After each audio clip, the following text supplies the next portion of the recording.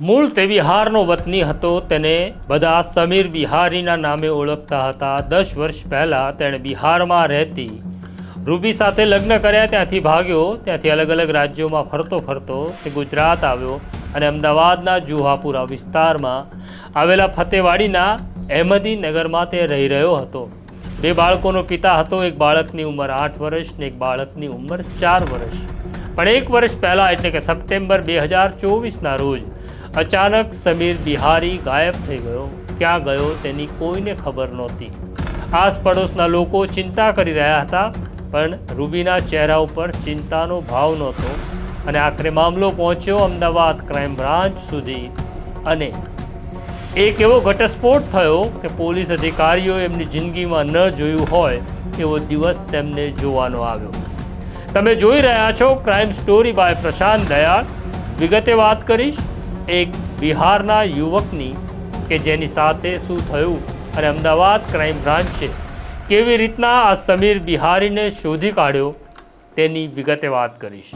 વૈષ્ણવજન તો તેને કહીએ જે પીડ પરાઈ જાનાને રે. નમસ્કાર, હું છું તમારો પ્રશાંત દયાળ. વાત કરવી છે એક એવી ક્રાઇમ સ્ટોરીની કે કદાચ તમે આવી ઘટનાઓ ફિલ્મોમાં જોઈ હશે, પણ વાસ્તવિક જીવનમાં જે ઘટે છે તેના આધારે જ ફિલ્મો બનતી હશે તેવું મને લાગી રહ્યું છે. વાત એવી છે કે મૂળ બિહારનો વતની સમીર બિહારી અને તેની પત્ની રૂબી બંને બિહારમાં રહેતા હતા. બંને લગ્ન કરવા માગતા હતા, પણ સમાજ લગ્નનો સ્વીકાર કરવા તૈયાર નહોતો. એટલે 2015માં સમીર અને રૂબી ભાગે છે અને નિકાહ પડે છે. પછી અલગ અલગ રાજ્યોમાં ફરે છે અને આ દરમિયાન જ્યારે કોરોના શરૂ થયો ત્યારે તેઓ ગુજરાત આવે છે અને અમદાવાદના જુહાપુરા વિસ્તારમાં ફતેવાડી કેનાલ છે, જ્યાં નજીકથી સાબરમતી નદી વહે છે અને સાબરમતી નદીના કિનારે અહેમદી રો હાઉસ નામના નાના મકાનો છે, 1 રૂમ અને રસોડાના. સમીર છે કડિયા કામ જાણતો હતો, એટલે કડિયા કામ કરતો હતો અને તેમનું ગુજરાન ચાલતું હતું. બંને વચ્ચે ખૂબ પ્રેમ હતો. આ પ્રેમ સંબંધને કારણે તેમને 2 બાળકો થાય છે. એક બાળકની ઉંમર 8 વર્ષ અને એક બાળકની ઉંમર 4 વર્ષ. આમ તેમનો સંસાર બહુ સારી રીતના ચાલી રહ્યો હતો. ત્યારે અચાનક સપ્ટેમ્બર 2024માં સમીર દેખાતો બંધ થયો. આસપાસના લોકો, આસપાસના પડોશીઓ રૂબીને પૂછતા કે સમીર ક્યાં ગયો છે. ત્યારે રૂબી એવું કહેતી હતી કે સમીર મને છોડીને જતો રહ્યો છે. ક્યારેક કહેતી હતી સમીર કોઈના પ્રેમમાં હતો માટે સમીરે મને છોડી દીધી. ક્યારેક એવું કહેતી હતી કે સમીર દુબઈ જતો રહ્યો છે. પણ રૂબીનો જે વ્યવહાર હતો તે પડોશીઓ માટે શંકાસ્પદ હતો કે જેનો પતિ હવે મળી નથી રહ્યો એ રૂબી ખુશ કેમ છે. આ મામલે કોઈને જ કશી ખબર નહોતી. પણ આ દરમિયાન ક્રાઇમ બ્રાન્ચના પોલીસ ઇન્સ્પેક્ટર S.J. જાડેજાના સ્કોડને એક બાતમી મળે છે અને બાતમી એવી હતી કે અહેમદી નગરમાં રહેતો સમીર બિહારી 1 વર્ષથી ગાયબ છે. Police inspector S.J. જાડેજાએ અમદાવાદના અલગ અલગ પોલીસ સ્ટેશનમાં ગુમ થયેલાની જે યાદી હતી તે પણ તપાસી, પણ કોઈ પણ પોલીસ સ્ટેશનમાં સમીર ગુમ થયો હોય એવી નોંધ થઈ નહોતી. રૂબીને બોલાવવામાં આવે છે, રૂબીની પૂછપરછ કરવામાં આવે છે. રૂબી વાતને પકડી રાખે છે કે મારો પતિ 1 વર્ષ પહેલાં જતો રહ્યો, મને છોડીને ક્યાં ગયો તેની મને ખબર નહોતી. પણ પોલીસની પારખું નજર સમજી રહી હતી કે રૂબી કંઈક છુપાવી રહી છે, કારણ કે રૂબીના ચહેરા ઉપર ચિંતા નહોતી, ડર નહોતો અને રૂબીને પોતાનો પતિ ક્યાં છે તેની ફિકર પણ નહોતી. પણ આટલી જ ઘટના પછી જ્યારે તપાસ આગળ વધારવામાં આવે છે ત્યારે ક્રાઇમ બ્રાન્ચના બાતમીદારો બીજા એક સમાચાર લાવે છે કે રૂબીને પડોશમાં રહેતા ઇમરાન વાઘેલા સાથે મિત્રતા સારી છે. તે અવારનવાર ઇમરાન સાથે જોવા મળે છે. રૂબીને પૂછ્યા પછી હવે ક્રાઇમ બ્રાન્ચે નક્કી કર્યું કે ઇમરાનને બોલાવવો પડશે. ઇમરાનને પણ ત્યાં બોલાવે છે. ઇમરાન બસ પોતાની વાત પકડી રાખે છે. તેવું કહે છે કે સમીર અને રૂબી મારી પડોશમાં રહેતા હતા એ વાત સાચી, પણ આના સિવાય હું કશું જાણતો નથી. ઇમરાન મૂળ લોડિંગ રિક્ષાનો ડ્રાઈવર છે અને રિક્ષા ચલાવી પોતાનું ગુજરાન ચલાવે છે. જ્યારે રૂબી સાથે તેના સંબંધો વિશે પૂછવામાં આવ્યું ત્યારે તેણે કહ્યું કે સમીર જતો રહ્યો પછી માત્ર તે માનવતાની રૂએ રૂબીને મદદ કરી રહ્યો છે, તે સિવાય તે કશું જાણતો નથી. સપ્ટેમ્બર 2024માં રૂબી અને સમીર જે મકાનમાં રહેતા હતા, પોલીસ ત્યાં પહોંચે છે. એ મકાન ખાલી હતું. અગાઉ રૂબી અને સમીર આ મકાનમાં રહેતા હતા, પણ પછી તેમણે આ મકાન બદલી અહેમદીનગરમાં જ બીજું મકાન ભાડે લીધું હતું. આ મકાન કેમ ખાલી છે તેવો પ્રશ્ન પોલીસ અધિકારીઓને થયો. ત્યારે આસપાસના લોકો પાસેથી જે વાત જાણી તે થોડીક આશ્ચર્યજનક હતી અને કદાચ પહેલાં પોલીસને આ અંધશ્રદ્ધા છે તેવું પણ લાગ્યું. આસપાસના લોકોનું કહેવું એવું હતું કે સમીર અને રૂબીએ આ ઘર ખાલી કર્યા પછી, એટલે સમીર ગુમ થયાની ઘટના પછી જ્યારે રૂબીએ આ ઘર ખાલી કર્યું ત્યારે બીજા ભાડુઆત આ મકાનમાં રહેવા આવ્યા હતા.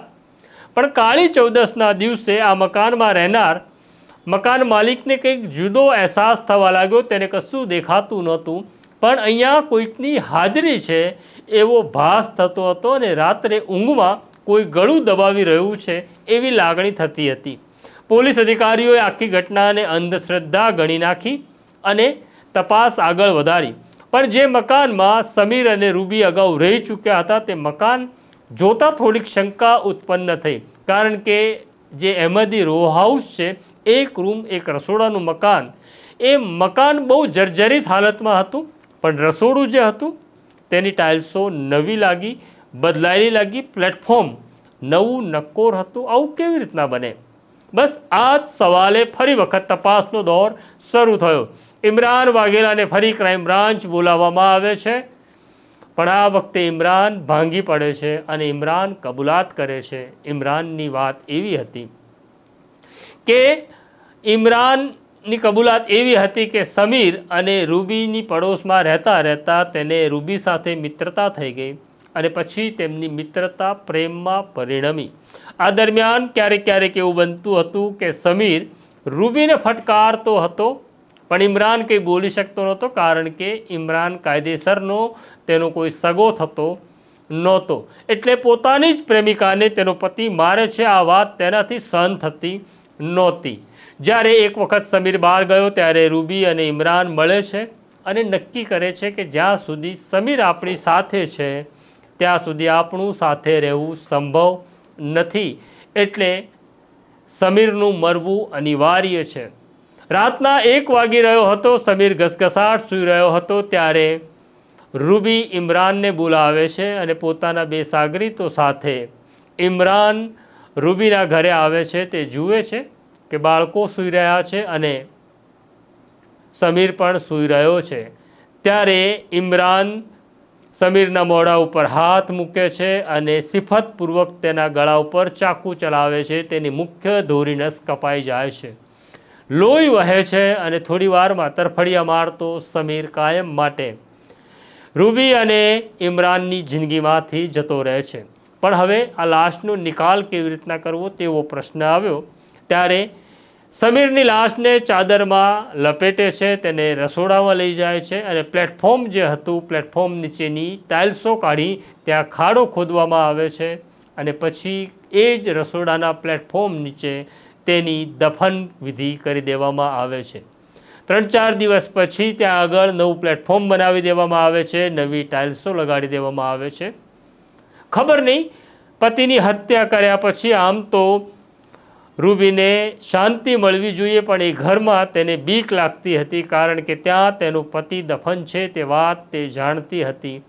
એટલે પછી તે લોકો આ મકાન બદલી બીજા મકાનમાં રહેવા જતા રહે છે. 2 નાના બાળકો માતાને પૂછી રહ્યા હતા કે પપ્પા ક્યાં છે, અબ્બા ક્યાં છે. ત્યારે રૂબીના બાળકોને કહેતી તે હવે આપણને છોડીને જતા રહ્યા છે. આ બાળકો તેનો અર્થ સમજતા નથી કે ક્યાં જતા રહ્યા છે. ઇમરાનની આ કબૂલાત પછી પોલીસ ઇન્સ્પેક્ટર S.J. જાડેજાએ તાત્કાલિક એક્ઝિક્યુટિવ મેજિસ્ટ્રેટ અને ફોરેન્સિક અધિકારીઓને જાણકારી આપી અહેમદી રો હાઉસમાં આવવાની સૂચના આપી. મેજિસ્ટ્રેટ અને FSLની હાજરીમાં જે મકાન હવે ખાલી પડી રહ્યું હતું તેનું પ્લેટફોર્મ તોડી, તેની ટાઇલ્સો તોડી તપાસ કરવામાં આવે છે. ત્યારે 1 વર્ષ પહેલાં દફનાવવામાં આવેલા સમીરનો મૃતદેહ મળે છે મૃતદેહ તો શું, હવે માત્ર હાડપિંજર બચ્યું હતું. એ હાડપિંજરને બહાર કાઢવામાં આવે છે અને ફોરેન્સિક અધિકારીઓને એ હાડપિંજર સોંપવામાં આવે છે, કારણ કે મરનારો સમીર છે એ પ્રસ્થાપિત કરવું કાયદાની ભાષામાં બહુ અનિવાર્ય છે.